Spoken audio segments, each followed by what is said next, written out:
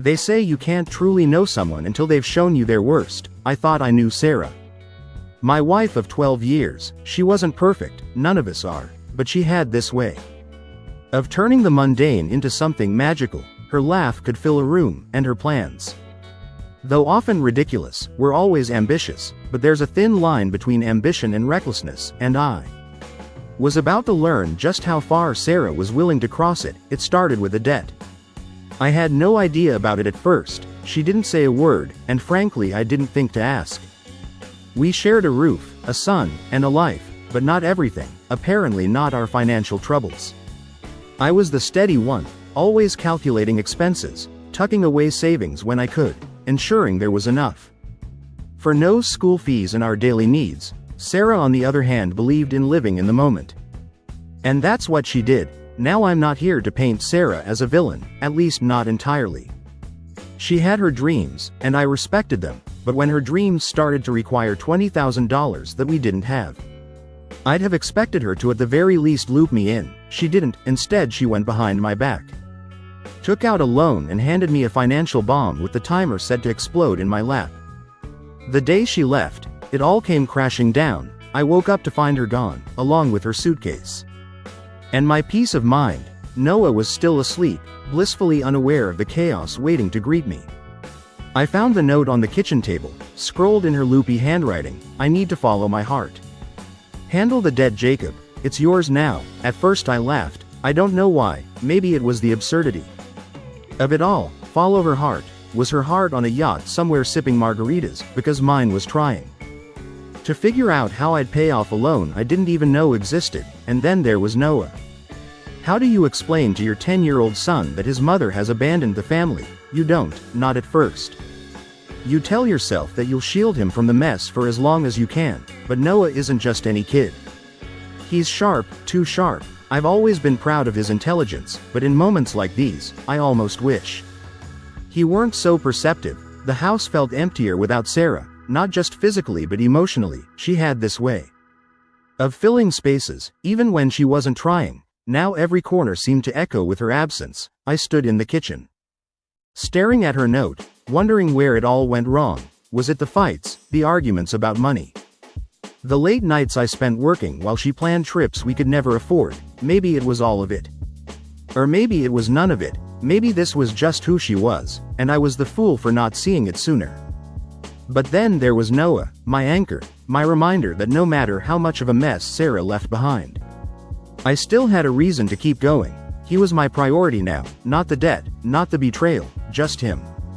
And so I folded Sarah's note, placed it in my pocket, and made a silent vow I wouldn't let her actions define the life we build moving forward. Of course that was easier said than done. The cracks she left in our foundation were already starting to spread. I hadn't even begun to figure out the extent of the damage, and yet the weight of it was already pressing down on me. Still I clung to the one thing Sarah couldn't take from me, my resolve.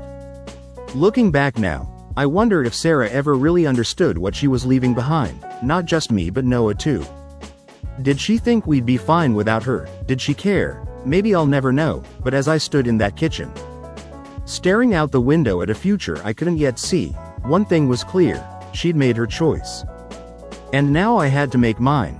They say betrayal hits hardest when it's unexpected, but I can't say I didn't see the cracks forming. The problem is, even when you see them, you don't believe they'll break, not until they do. And when Sarah left, it wasn't just my heart that broke, it was my sense of stability, my trust, and frankly my pride. The first day after Sarah's departure, I found myself pacing the living room like a caged animal. Every step felt heavier than the last, weighed down by the questions I couldn't answer. Why hadn't she told me about the loan? How could she leave Noah behind? And God help me, why did she think this new boyfriend of hers was worth $20,000 of debt, and the destruction of our family? Noah found me staring blankly at the wall that morning. Dad, are you okay? He asked, his voice filled with more concern than any 10-year-old should ever have to feel. I wanted to lie. I wanted to tell him that everything was fine, that his mom would be back soon, and that we'd all laugh about this one day. But Noah isn't a kid you can lie to. He has this way of looking at you like he's peeling back the layers of your words, to see the truth you're hiding. So instead of lying, I gave him the watered-down version. Your mom needed some time away, I said, forcing a smile. She's dealing with a lot right now. His eyes narrowed, and for a moment I thought he was going to call me out. But instead he nodded slowly, like he was filing the information away for later. Okay, he said, but if you need help, just tell me, I can handle it. That one sentence hit me harder than Sarah's note ever could. He's 10 years old. He should be worrying about homework and soccer practice, not whether his dad can keep it together, and yet there he was, offering me support like he was the adult and I was the one who needed looking after. As the hours dragged on, the weight of Sarah's absence grew heavier. I couldn't shake the image of her packing her bag, slipping out the door, and driving off to God knows where with some man I didn't even know. I tried to distract myself, cleaning the house, organizing bills, anything to keep my mind occupied, but nothing worked. Everywhere I turned, there was a reminder of her.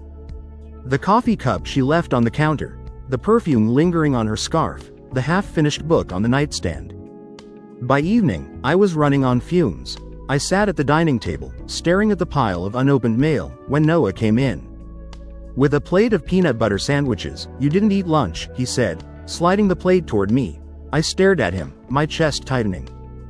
Thanks, buddy, I muttered, taking a bite more out of obligation than hunger. Noah watched me for a moment, then asked the question I'd been dreading all day. Is mom coming back? I froze. How do you answer a question like that? Do you sugarcoat it? Do you give false hope? Or do you tell the brutal, unvarnished truth? I don't know, I said finally, but no matter what happens, we're going to be okay, I promise. He studied me for a long moment, his expression unreadable, then he nodded, as if deciding to believe me. Okay, he said simply, but the truth was I wasn't sure if I believed myself. How were we supposed to be okay? With $20,000 of debt hanging over us and no plan to pay it off, how was I supposed to shield Noah from the fallout of Sarah's choices when I couldn't even shield myself? That night after Noah went to bed, I sat in the darkened living room, running my hands through my hair and trying to come up with a plan. I felt like I was drowning, gasping for air in a sea of unanswered questions and impossible choices, but even as the weight of it all threatened to pull me under, I kept coming back to one thought. Noah, he was my anchor, the one thing keeping me grounded. I couldn't let him see me falter, couldn't let him feel like his world was crumbling around him, and so I took a deep breath, squared my shoulders, and told myself that we'd figure it out one step at a time. Because no matter how much Sarah's betrayal had shaken me, I couldn't let it break me, not for my sake but for his. You'd think finding out your wife ran off with another man would be enough of a gut punch, but Sarah had a way of making sure. Her betrayal had layers. The note she left behind wasn't just a declaration of her newfound freedom, it was a financial time bomb. And like an idiot I'd been too numb to see it ticking. It was the day after she left when the first crack in her plan appeared. A letter arrived in the mail with bold red text across the top, final notice. I opened it expecting a routine bill. But instead I was staring at a demand for payment on a $20,000 loan. Her name was at the top of the letter, but the fine print was clear. Our address was listed as the guarantor, and failure to pay would impact both of us. I read the letter twice, maybe 3 times, hoping the words would rearrange themselves into something less terrifying. They didn't. The debt was real, and it was now my problem. I could feel the anger bubbling up, not just at Sarah but at myself. How had I missed this? When had she even taken out the loan? I sat there at the kitchen table, my head in my hands, trying to piece it all together. Noah walked in, his face lighting up. When he saw me, "Hey Dad, I found this article about robotics I want to show you later, you'll love it." His enthusiasm was infectious, but I could barely muster a smile. I was too consumed by the thought of how I was going to protect him from the fallout of Sarah's mess. "Sure buddy," I said, shoving the letter into the pile of mail on the counter. "We'll check it out later." But later never came. Instead I spent the evening digging through Sarah's things, searching for any clue about the loan. Her desk drawers were a mess of receipts and unopened envelopes, and I found nothing but frustration. Every dead end felt like another twist of the knife, a reminder that she'd blindsided me completely. It wasn't until I logged into our shared banking app that the full scope of her betrayal hit me. The savings account, the one we'd been building for years to secure Noah's future, was almost empty. A quick scroll through the transaction history revealed the culprit. Sarah had drained nearly all of it. In the weeks leading up to her departure, thousands of dollars gone with no explanation or justification, I slammed the laptop shut, my hands trembling.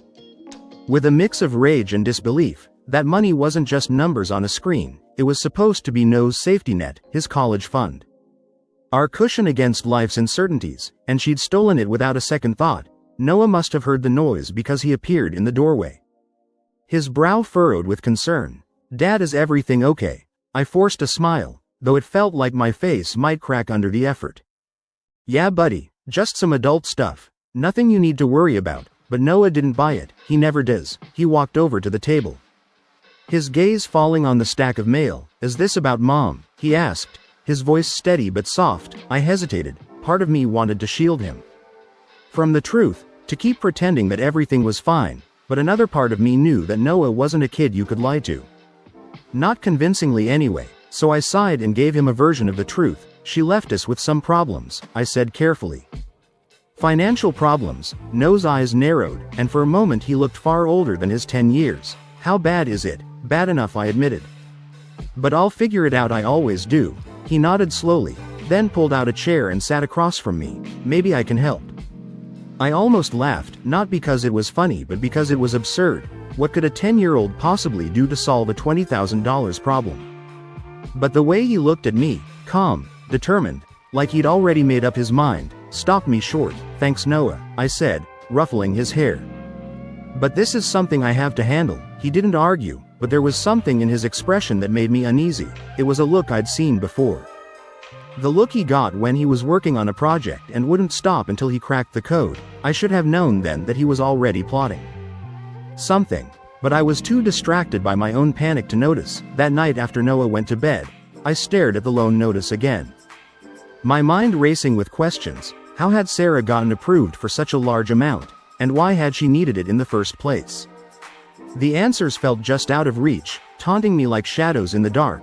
And then there was the matter of the savings account. If she drained it all, where had the money gone? Was it sitting in some offshore account funding her new life with David, or had she spent it already, leaving nothing but a trail of receipts and broken promises? I didn't have the answers, but one thing was clear: Sarah had left me with a mess I couldn't ignore, and as much as I wanted to wallow in anger and self-pity, I knew I didn't have that luxury, not with Noah depending on me. So I did what I always do.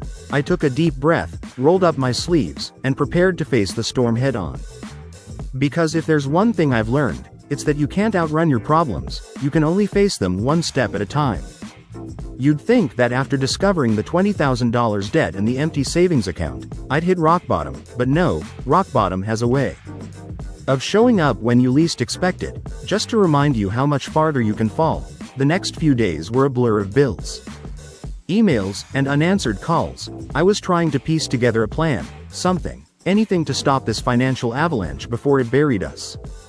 But every time I thought I was making progress, a new obstacle smacked me in the face. First, it was the realization that Sarah had used our address as collateral for the loan. Then it was the demand letter threatening legal action if payments weren't made immediately. What made it worse was the suffocating silence. Sarah wasn't responding to my calls, texts, or emails. It was like she disappeared into thin air, leaving me to pick up the pieces of the mess she'd made. I couldn't even yell at her, couldn't demand answers. All I had was her note, crumpled in my pocket like a mocking reminder of how easily she'd walked away. And then there was Noah, my son, my anchor, my source of both strength and guilt. He didn't know the full extent of what was happening, but he knew enough to worry. I could see it in the way he watched me, his brows furrowed as if he were trying to solve a puzzle. And every time he said, "It's okay, Dad, we'll figure it out," I felt like a failure for not having a plan already. The turning point came one evening, when I sat at the kitchen table, staring at the numbers in front of me. The math didn't lie. I couldn't make the payments on the loan and keep up with our other expenses. Something would have to give, and I couldn't let it be Noah. He needed stability, a roof over his head, food on the table, the sense that his world wasn't completely falling apart. But how could I give him that when everything else was crumbling? "Dad," his voice broke through my spiral of thoughts. I looked up to see him standing in the doorway, his expression calm but serious. "Are we going to be okay?" I hesitated. The truth felt too heavy, but I couldn't bring myself to lie. "I don't know, buddy," I admitted. but I'm going to do everything I can to make sure we are." He nodded, as if he'd expected that answer. Then he walked over and placed a hand on my shoulder. "It's okay, I've got an idea." I blinked at him. "An idea, Noah? This isn't something you can solve with an idea. It's $20,000, not a school project. Just trust me," he said, his tone confident. In a way that both impressed and unnerved me. "You don't have to do this alone." I wanted to dismiss him, to tell him that this was an adult problem. And he didn't need to worry about it, but something in his eyes stopped me. It wasn't just determination, it was understanding. He wasn't just trying to help, he truly believed he could. So I nodded. "Okay buddy, what's your idea?" He grinned, and for the first time in days. I felt a flicker of hope. "You'll see," he said cryptically before heading off to his room. The next morning I found him hunched over his tablet, his fingers flying across the screen. When I asked what he was doing, he simply replied, "Research," and when I pressed for details, he grinned and said, "You'll find out soon enough." At first I thought it was a distraction, a way for him to feel like he was contributing. But as the days passed, I realized he was up to something. He had asked me random questions about Sarah, her habits and her favorite places. He even asked if I still had access to her email account, which I did, though I hadn't thought to use it. "Why do you want to know all this?" I asked one evening. "Just trust me," he said again, his eyes sparkling with that same quiet confidence. "I've got this." I didn't know what to make of it. Part of me wanted to push for answers, to demand he tell me what he was planning, but another part of me, a part one didn't quite understand, felt compelled to let him take the lead. Maybe it was desperation, or maybe it was the realization that he was smarter than I often gave him credit for. Whatever it was, it kept me from interfering, and as I watched him work, a strange sense of calm began to settle over me, for the first time since Sarah had left. I felt like we might actually come out of this okay. I didn't know how or when, but I believed in Noah. Looking back, that was the moment everything began to change. It wasn't just about the debt or Sarah's betrayal anymore, it was about us, me and Noah, proving that no matter how much she tried to tear us apart, we were stronger than she thought. And I'd soon learned that when Noah said, "I've got this," he meant it in ways I never could have imagined. When Noah said, "I've got this," I thought it was just his way of reassuring me, like a kid trying to lift a weight far too heavy for their little arms. But I was wrong, very, very wrong. Noah wasn't just offering empty words, he was orchestrating something far bigger than I could have imagined. It started with small, seemingly innocent questions. "Dad, do you remember when Mom got her new phone? Or did she ever tell you what app she liked to use?" At first I thought he was just curious, maybe trying to process her absence in his own way, but as the days went by, his questions became more pointed. "Do you think Mom would have used the GPS app we all downloaded for our hike?" he asked one evening, his tone casual like he was talking about homework. That made me pause. The GPS app, of course. We'd installed it on all our devices after a family hike last year, when Noah pretended to get lost so we would buy him a kid's smartphone. At the time I'd laughed at his cleverness. Now I wondered if that same cleverness was working overtime. "Noah, are you using that app to track your mom?" I asked, half joking. He looked up from his tablet, his face the picture of innocence. "Wouldn't you want to know where she is if you could?" I stared at him, half impressed and half horrified. "You can't just spy on people, Noah. Why not? She left us," he shot back, his voice calm. But his eyes burned with a determination I'd never seen before. "She left you with her debt, she left me without a mom. And she's out there pretending like we don't exist. That's not fair." Fair. He was right. None of this was fair, but what could I say? What could I do? Noah's logic was cold, sharp, and impossible to argue with, and the worst part, he wasn't wrong. "Okay," I said finally. "What did you find?" He grinned. The kind of grin that made me realize just how much like Sarah he could be when he set his mind to something. "I know where she is," he said simply. I blinked. What I know where she is," he repeated. "She's staying at that fancy lodge by the lake, the one we drove past last summer." I didn't know whether to laugh or cry. My 10-year-old son had done in 3 days what I hadn't even considered doing. "No," I said, my voice tinged with disbelief. "How do you even know this?" He shrugged, like it was no big deal. "The GPS app, it shows her phone's location in real time. She's been at the lodge all week, and you didn't think to tell me sooner?" I asked, my voice rising. "I wanted to make sure I had everything," he said matter-of-factly. "Her boyfriend's there too, by the way." His name is David. He works at her old office, and guess what? Mom used some of the loan money to pay for the trip. My head was spinning. It felt like I was trapped in a bad soap opera, except the script was being written by a 10-year-old genius. With a vendetta. How do you even know his name? I managed to ask. I called her office while you were at work, he admitted. I said I was her son and asked if she was on vacation. One of the secretaries told me everything. People really like to talk. If you sound sad enough. I didn't know whether to be proud or terrified. My son was 10 years old and already out maneuvering grown adults. Noah, I said, rubbing my temples, you can't just do things like this. Why not? He asked, his voice calm but firm. She betrayed us, Dad. She left us with her mess. I'm just fixing it, he said it so matter-of-factly, like it was the most natural thing in the world. And maybe to him it was, but to me it was a wake-up call. This wasn't just about the debt or Sarah's betrayal anymore. It was about survival, and Noah, my brilliant stubborn son, was doing everything he could to protect what little we had left. Okay, I said finally. What's your plan? He grinned again, that same mischievous grin that reminded me of Sarah. First we're going to freeze the loan account. Then we're going to make sure she can't spend another dime, and after that we're going to confront her. It sounded insane. It was insane. But as I sat there listening to Noah lay out his plan like some kind of child prodigy mastermind, I realized something. This wasn't just about getting back at Sarah.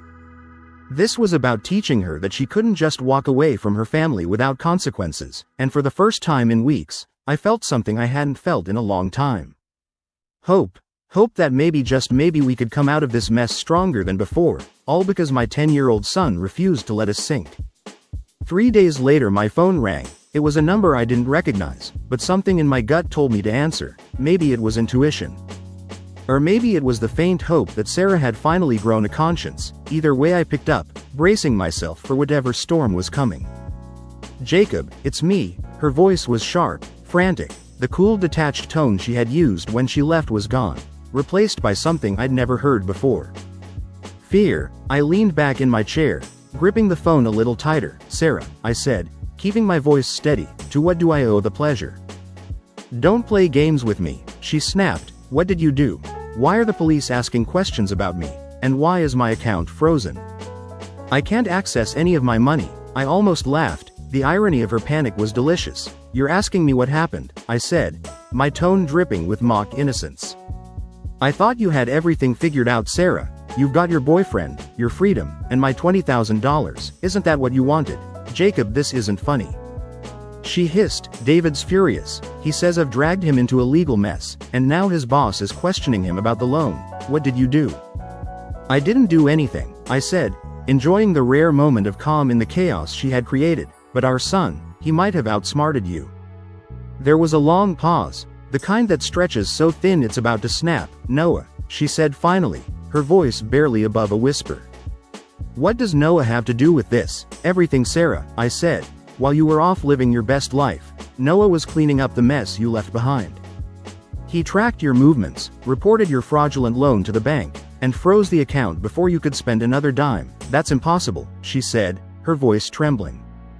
He is just a kid. No, I corrected her. He's our kid, and he's 10 times smarter than you ever gave him credit for. Her voice broke, teetering between anger and desperation. You have to fix this, Jacob. The police are going to think I committed fraud. Maybe because you did, I said, unable to hide the sarcasm. You took out a loan using false information, drained our savings, and left your family with nothing. What exactly did you think would happen? She didn't respond right away. I could hear her breathing on the other end, shallow and shaky. I didn't mean for it to go this far, she said finally.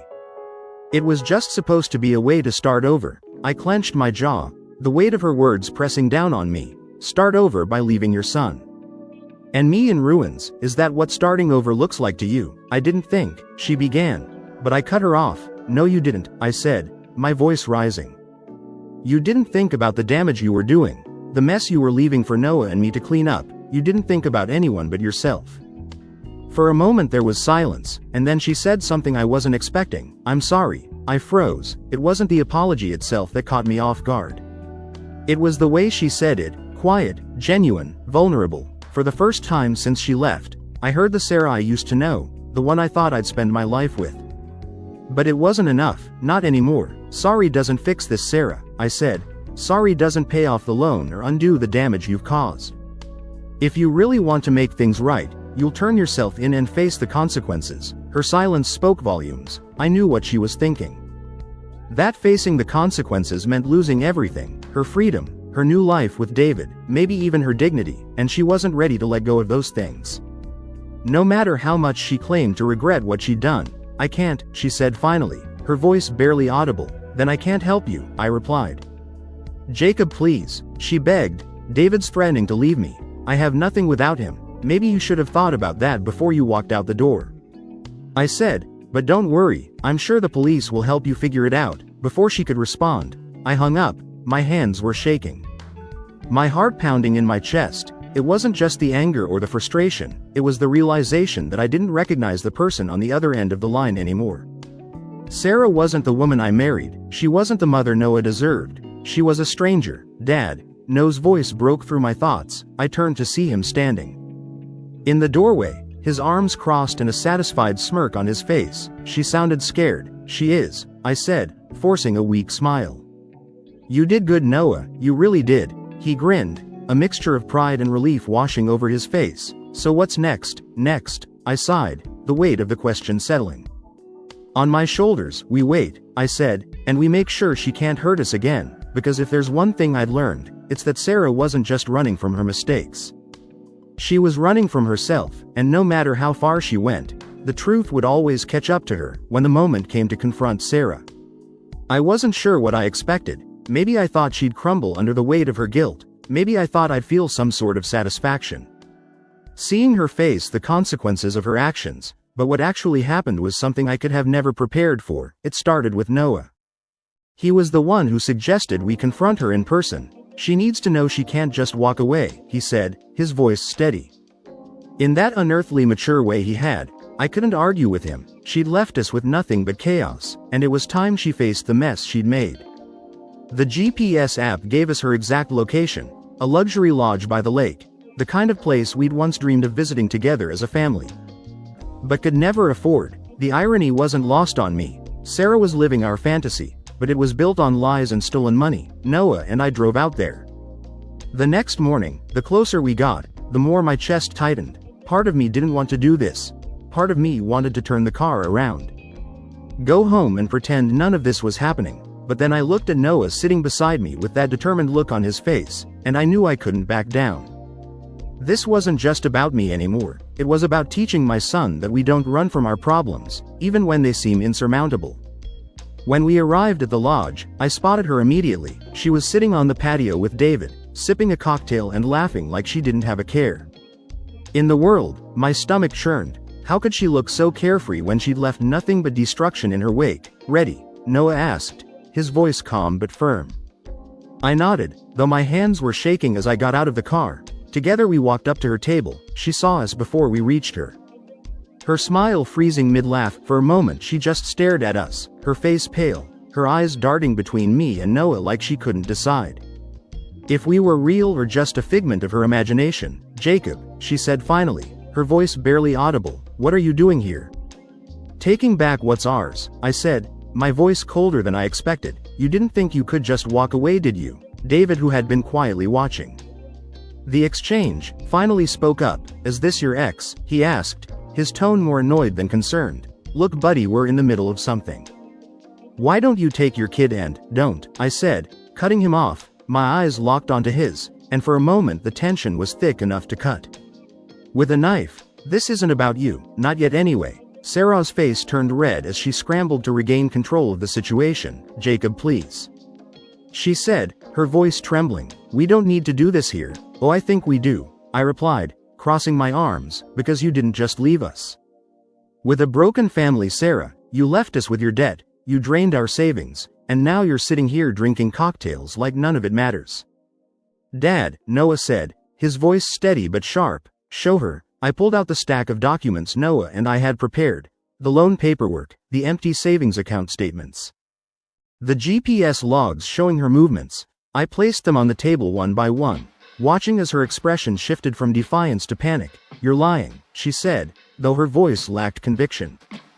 I never meant for. Stop, I snapped, my patience wearing thin. You knew exactly what you were doing, Sarah, and now you're going to face the consequences.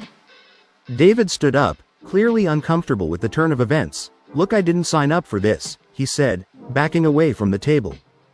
I didn't know. Save it, I said, cutting him off again. You knew enough to run off with her. You're just as complicit as she is. Sarah's eyes widened as she realized David was about to abandon her. David, wait, she cried, reaching for his arm. Don't go, I'll fix this, I promise. But David was already walking away, muttering something about not wanting to get involved in family drama, and just like that Sarah was alone. You can't do this to me, she said, turning back to me, her voice trembling. You can't take everything. You took everything first, Noah said. His voice cutting through the tension like a knife. You left us with nothing, Mom. Now it's your turn. For a moment she just stared at him. Her eyes filled with something I couldn't quite place. Guilt, regret, fear, whatever it was. It wasn't enough to undo the damage she'd done. This is your chance to make it right, Sarah, I said, my voice softer now. Turn yourself in. Take responsibility for what you've done. Show Noah that you're better than this. She didn't respond. Instead, she buried her face in her hands, her shoulders shaking with silent sobs. It was the first time I'd seen her break since she left, and for a moment I felt a pang of pity, but it wasn't enough to change my mind. Let's go, Noah, I said, placing a hand on his shoulder. We've done what we came to do. As we walked away, I glanced back one last time. Sarah was still sitting there alone at the table, surrounded by the evidence of her betrayal, and for the first time since she left, I felt a sense of closure. After the confrontation, there was no going back. After the confrontation, there was no going back for Sarah, for me, or for Noah. That moment at the lodge had been the final nail in the coffin of whatever semblance of family we had left. Now it was time to clean up the wreckage she'd left behind. The first step was filing an official report with the police. I explained everything, the fraudulent loan, the drained savings account, and how she had abandoned us with a mountain of debt. Noah, ever the meticulous planner, had all the supporting evidence ready to hand over. The officers were impressed by how thorough it was, though I had to deflect a few questions about how a 10-year-old had gathered so much information. The officers assured me that the case was solid. Sarah had committed fraud when she falsified information for the loan, and with the bank involved, there was no avoiding the consequences. A warrant was issued for her arrest, and I was told the investigation would take its course. It was a bittersweet moment. On one hand, I felt relief, knowing that justice was finally catching up with her. On the other, it hurt to know that Noah had to witness his mother's downfall at such a young age, but Noah, as always, seemed unfazed. She made her choice, Dad, he said as we left the police station. Now we just have to make ours. The next step was dealing with the loan. I contacted the bank and explained the situation, providing proof that Sarah had committed fraud. After what felt like an eternity of back and forth, they finally agreed to cancel the loan, pending the results of the investigation. The relief was almost overwhelming. The $20,000 no longer hung over our heads like a guillotine. And for the first time in weeks, I felt like I could breathe again. With the loan sorted, I turned my attention to securing Noah's future. I met with a lawyer to ensure that Sarah's actions wouldn't jeopardize our stability any further. The lawyer helped me file for sole custody of Noah, citing Sarah's abandonment and financial recklessness. It was a straightforward case. Sarah hadn't just left us, she'd essentially forfeited her right to be a parent. The custody hearing came and went with little fanfare. Sarah didn't even show up. I was granted full custody, along with a court order requiring her to pay $500 a month in child support. I didn't expect her to actually pay, but the lawyer assured me that her wages, if she ever got a job, could be garnished to ensure compliance. As for the camper van, it was time to cut my losses. The vehicle had been sitting in the driveway since we retrieved it, a constant reminder of Sarah's betrayal. I decided to sell it, using the proceeds to rebuild our savings. It wasn't much, certainly not the $35,000 it had originally cost, but it was enough to give us a fresh start. Through it all, Noah remained my rock. He took on more responsibilities at home, helping with chores and errands without being asked. One evening as we sat together, folding laundry, he said something that stuck with me. You know, Dad, he said, his voice thoughtful, I don't think Mom was happy. Not with herself, not with us, not with anything. Maybe that's why she did what she did. I looked at him, amazed by his insight. You're probably right, Noah. I said, but her unhappiness doesn't excuse what she did. We all have to take responsibility for our choices. He nodded, his expression serious. I'm glad you're my dad, he said after a moment. You don't give up. His words hit me like a punch to the chest. All the doubt, all the guilt I'd been carrying about not protecting him from Sarah's actions seemed to lift in that instant. I realized that while I couldn't control what Sarah had done, I could control how we moved forward, and that's exactly what I intended to do. The last piece of the puzzle was finding a way to ensure Sarah couldn't disrupt our lives again.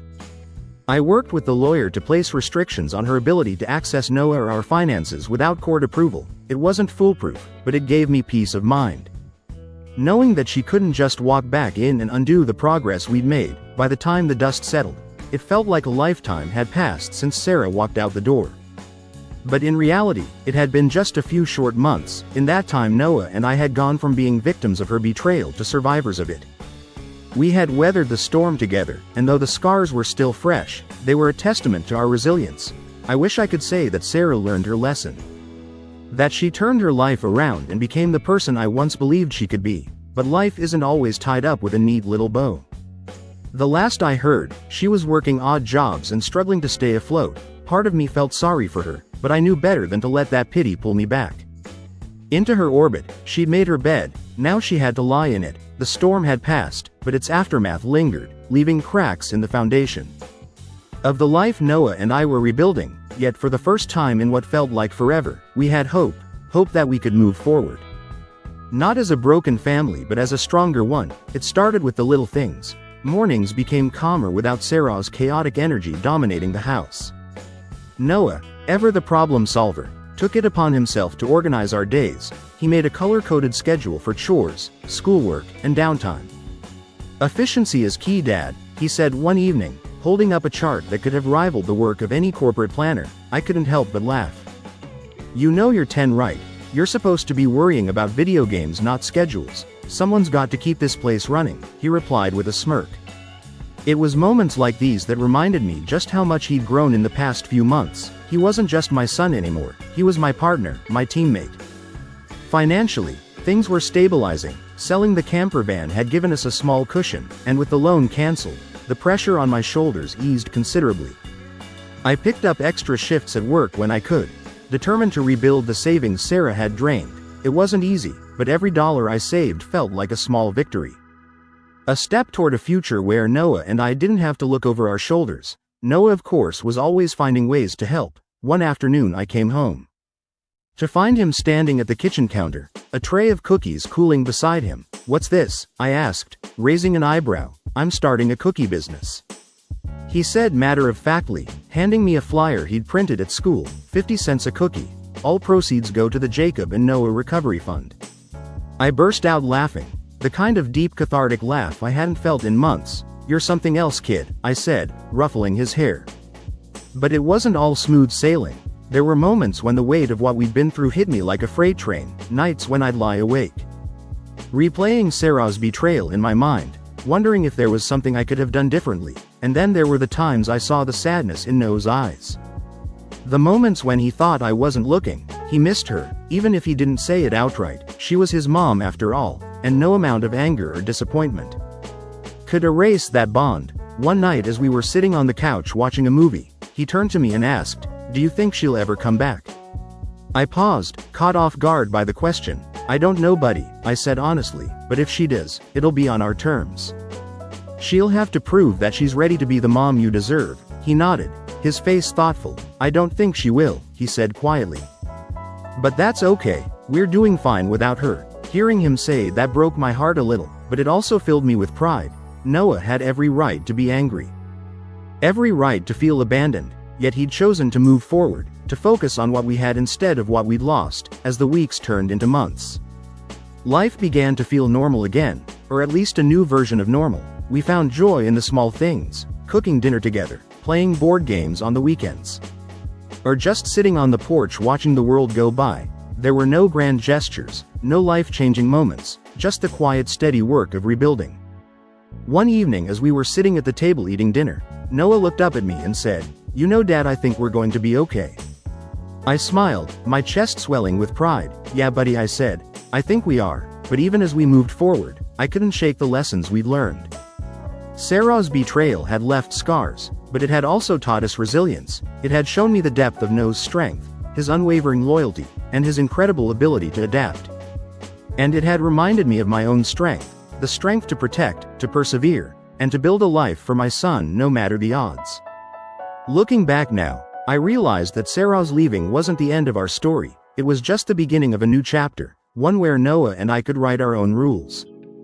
Free from the chaos she brought into our lives, the road ahead wasn't perfect, and I knew there would be challenges, but as I watched Noah finish his dinner, already launching into a detailed plan for his next school project, I felt something I hadn't felt in a long time, peace, because no matter what came next, I knew we'd face it together, and together we could handle anything.